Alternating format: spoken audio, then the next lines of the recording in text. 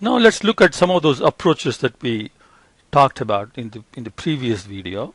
We're going to first discuss what are called capacity options. Capacity options are ones that as a production manager we can control. Now, we can decide that okay, we're going to use the inventory approach, and that is we will maintain a constant workforce, and when the demand is less than capacity, instead of decreasing the production, we'll continue to produce at the same rate. So the additional production that we are making will be kept in inventory, which can then be used during the peak period when you don't have sufficient capacity. It's like converting the capacity into inventory and using it when the capacity needed exceeds what we have available. So increase inventory in low demand periods to meet high demand in the future. Well, this increases several costs, of course, inventory related costs. You have to have storage, you have to have insurance, and all the holding costs that we discussed in inventory chapter 12 would now go up. So that is the problem with this approach. Now shortages may mean lost sales due to long lead time and poor customer service, because what if the inventory that you built up is not sufficient? Okay, so that's another problem. But of course the benefit is that you're able to maintain a constant workforce, a stable environment for production. Now another capacity option is to vary the workforce. So when the demand goes down, you fire workers and bring down the production level to meet or to stay with the demand, and when the demand increases, you hire workers back. So you're going to match your production to the expected rate of demand, which is good because your inventory is not going to go up or down. So your inventory is keeping inventory for a long time is bad. So you're going to avoid that, and that's great. But the problem is you're now going to have to fire and hire workers at will, and that may not be feasible many times because the workers may have to be trained to bring them up to speed. So there are costs involved in hiring and firing. If your product is highly technical and the production process is highly technical, then this option may not be feasible at all, because you cannot fire workers and expect them to stick around when you need them to hire them back. That's the problem. Even if it is feasible, the new workers coming in may not produce at the same level of experienced workers, so the productivity may go down. And if you keep doing a lot of firing, hiring back, and so on, the general morale of the workers will be low, and that may lead to loss of productivity also. So there are some benefits and there are some problems as well.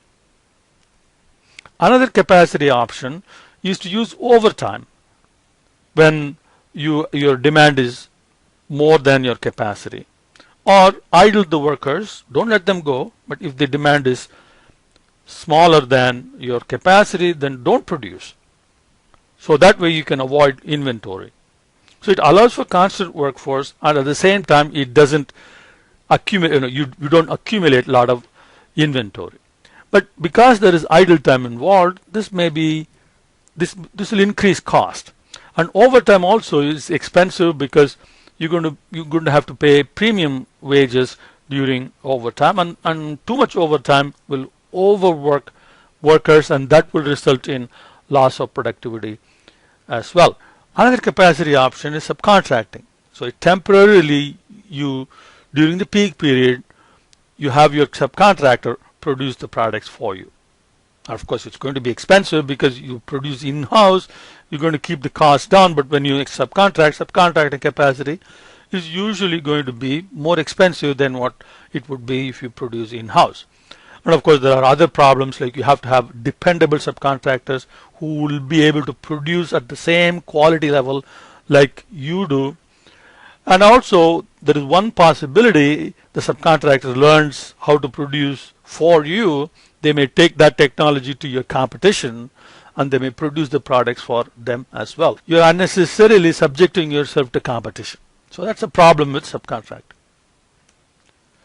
Now you can use part-time workers, and that is another way of dealing with the ups and downs. And these are the hiring and firing and part-time workers, these are feasible only in low skill level areas. Okay, if your product and production process involves high skill level, these are usually not feasible approaches.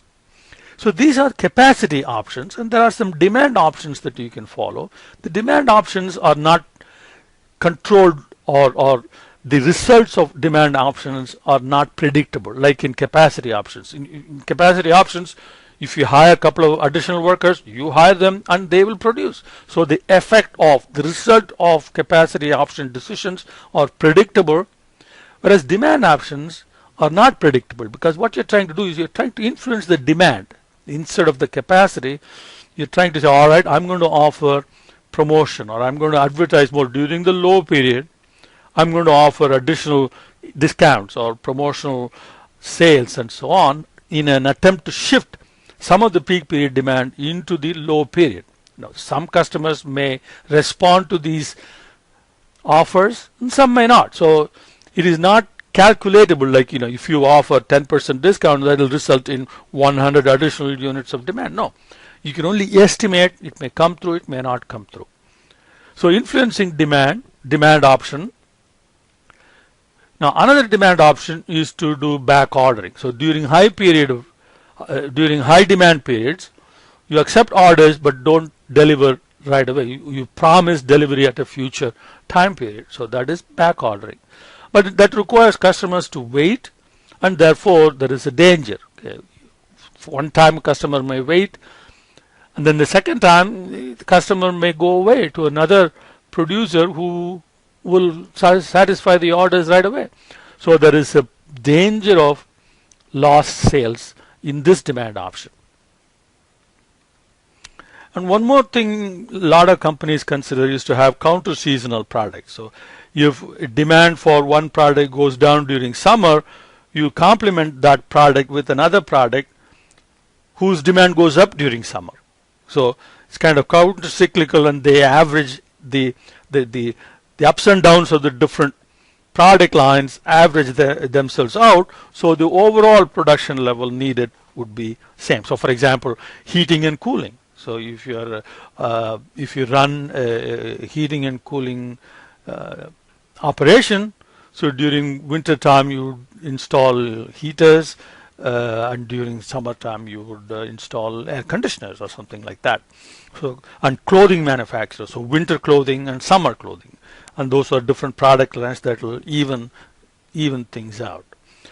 But these are demand options. The demand options are not as predictable or as accurate as capacity options for the purpose of aggregate planning. What I discussed so far are described in the next couple of slides. So changing inventory options, and this one applies only to production and not service operation. Service operation, you cannot build inventory expecting future sales. So varying workforce, again, it requires, we assume that the workers will stick around. When you fire them, you will have enough workforce to hire back when you need them. So varying production rates through overtime, it is flexible, but then there is a problem with the workers' productivity going down and the cost going up. Subcontracting again applies only to production environment and not service environment. So using part-time workers is good for unskilled labor. Skilled labor, typically they are not going to be coming in for part-time work. Now influencing demand, so demand options. So you have discounts and promotions, then back ordering, and then counter seasonal products and services.